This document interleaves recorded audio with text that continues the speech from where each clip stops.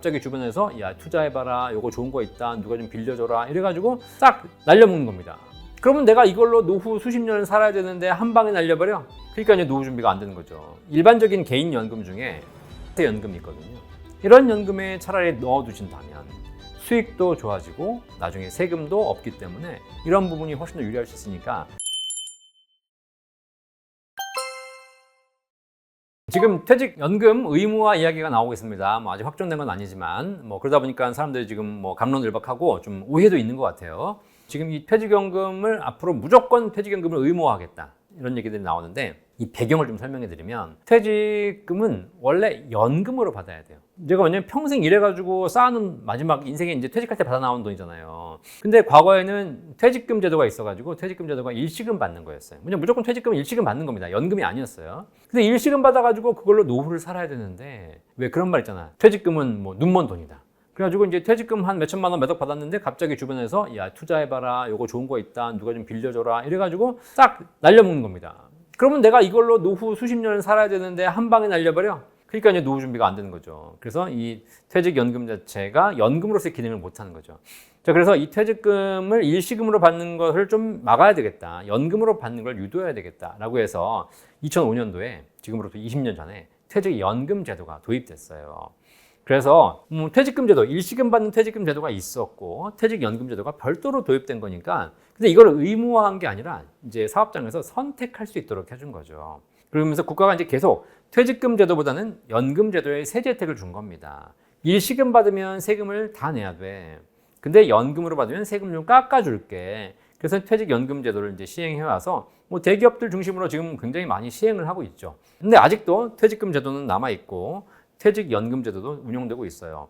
근데 대기업처럼 복지가 좋은 데들은 전부 다 퇴직연금 제도로 해서 연금을 받도록 유도하고 있고, 근데 중소기업이라든가 회사를 조그맣게 운영하고 있거나 이런 정말 어려운 급여도 적은 근로자들은 오히려 퇴직금 제도에도 아직도 있다는 겁니다. 근데 대기업이라든가 좀 여유가 있는 분들은 연금 받아서 노후까지 행복한데, 안 그래도 중소기업 다니고 돈이 없는 분들은 일시금 받아가지고 날려먹고 있고, 그래서 국가가 이번에 뭐라 그랬냐, 이 퇴직금 제도를 퇴직연금 제도로 합치겠다, 퇴직금 제도를 없애겠다. 자, 이 얘기가 나왔어요. 자, 이 얘기 나오니까 이제 어떻게 되냐면, 야, 그럼 퇴직금은 일시금 받는 거고 퇴직연금은 연금으로 받는 건데 퇴직금 제도가 없어진대. 그러니까 야, 그럼 퇴직금은 앞으로 일시금 못 받는 거 아니야?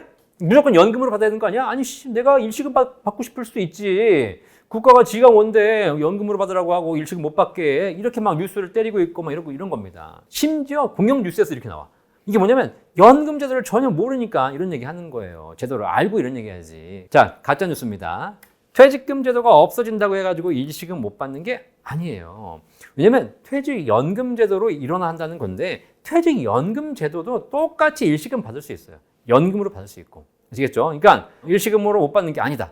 자, 그런데 이미 퇴직연금 제도에도 일시금 받을 수 있고 연금 받는 제도가 있는데, 일시금으로 받게 되면 아까도 말씀드렸죠? 세금을 다 내는 겁니다. 연금으로 받으면 세금을 깎아주는 거예요. 그래서 연금을 10년으로 나눠 받으면 퇴직소득세에 30% 깎아주고요. 11년 차 이상, 20년까지 나눠 받으면 40% 깎아주고요.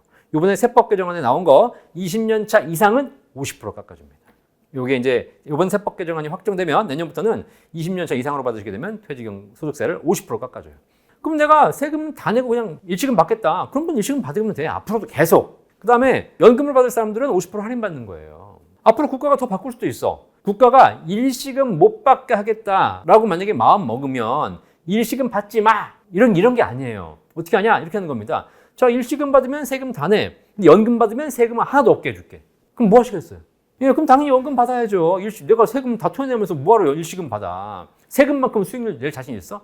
국가는 이렇게 가는 겁니다.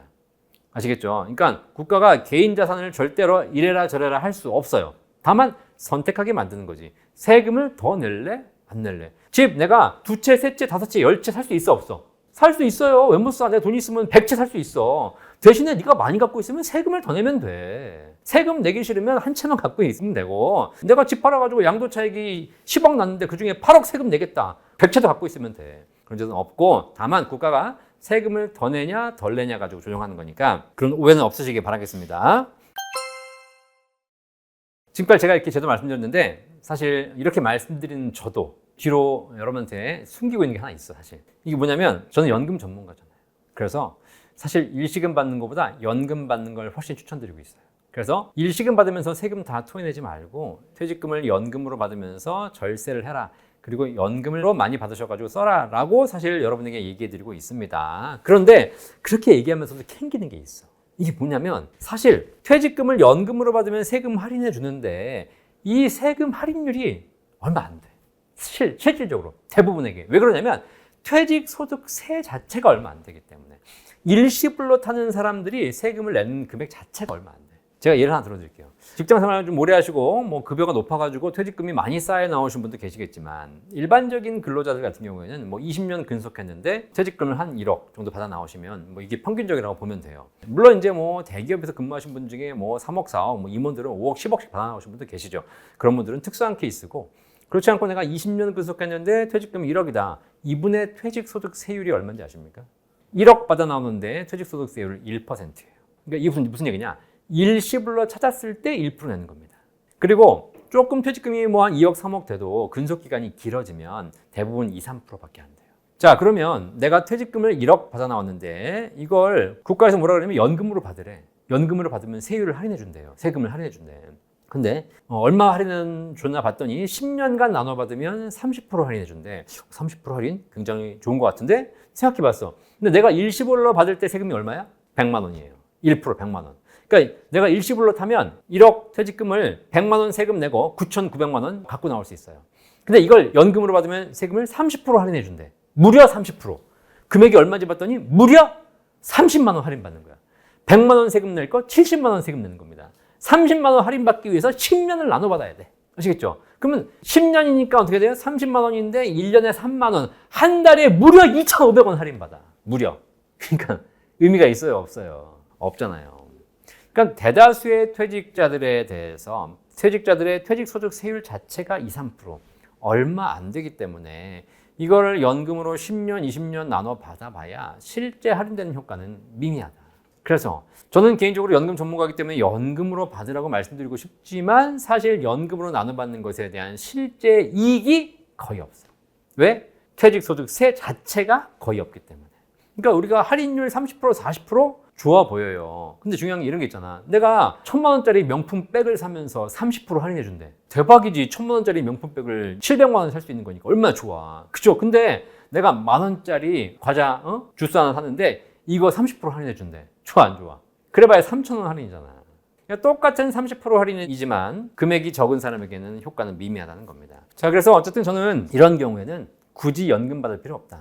그냥 일시금 받아야 된다. 다만 일시금 받아가지고 그걸로 다 써버리면 문제가 있기 때문에 일시금으로 받아서 그걸 가지고 우리 그냥 일반적인 개인연금 중에 비과세 연금이 있거든요. 이런 연금에 차라리 넣어두신다면 수익도 좋아지고 나중에 세금도 없기 때문에 이런 부분이 훨씬 더 유리할 수 있으니까 혹시 퇴직금 뭐 그렇게 많은 금액 아니고 뭐 몇천만 원, 1, 2억 받아 나오신 분들은 일시금 받으셔가지고 그걸로 대체할 수 있는 더 좋은 개인연금들이 있기 때문에 이걸 찾아보시면 나중에 연금을 설계하는데 더 도움 되실 거다. 퇴직금 제도 중에 여러분들 좀 헷갈려 하시는 게 DB, DC, IRP 이 세 가지가 있는데 도대체 이게 뭐냐 이런 걸 궁금해 하시는 분들이 많이 계세요. 자, 근데 걱정하실 필요 없어요. 퇴직금은 크게 재직 중과 퇴직 후로 나뉩니다. 재직 중에는 DB, DC 중에 선택하시는 거고 퇴직하시게 되면 DB인지 DC인지 관계없이 이 재직 중에 있던 퇴직금을 IRP로 받아 나오시는 거예요.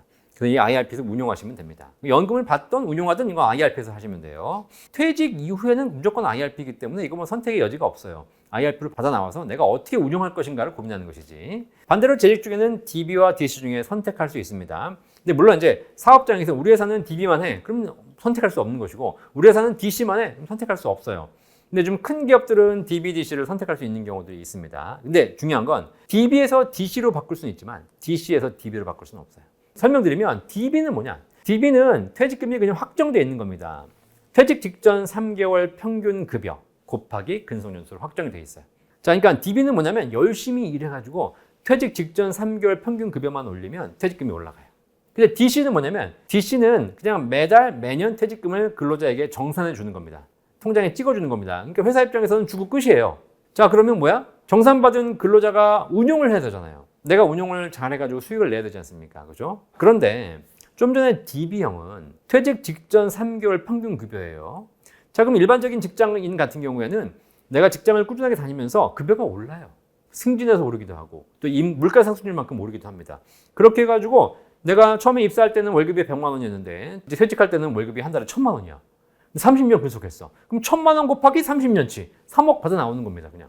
자, 그런데 DC형은 그렇지 않고 100만 원 받을 때 조금, 200만 원 받을 때 조금 이렇게 해가지고 다 통장에 들어오기 때문에 내가 운용을 하지 않으면 그만큼 퇴직금 마련할 수 없는 겁니다. 내가 운용을 잘할 수 있다. 나는 뭐 주식이나 펀드를 잘 알아가지고 연 수익률로 미니멈 5% 많으면 한 10% 이상 수익을 낼 수 있다. 이런 분들은 DC형 하세요. 아시겠죠? 하지만 이거 쉬워요? 쉽지 않아요. 그렇게 했다가 손실을 봐요. 또 다 그리고 또 잘 못하니까 괜히 뭐 이상한 데 그냥 묻어두고 있거나 안전한 데만 묻어두고 있다 보면 수익률이 2, 3%밖에 안 나요. 자, 그래서 선택할 수 없다면 어쩔 수 없지만 선택할 수 있다면 저는 무조건 DB. DB는 저도 회사 사장이에요. 회사를 운영해요. 저희 직원들 퇴직연금 전부 다 DC예요. DC. 왠지 아세요? 내가 DB를 줄 자신이 없으니까. 왜냐면 내가 DB형을 운영하게 되면 우리 직원들 월급을 올려주는 만큼 그들에게 퇴직할 때 줘야 될 퇴직금이 늘어나.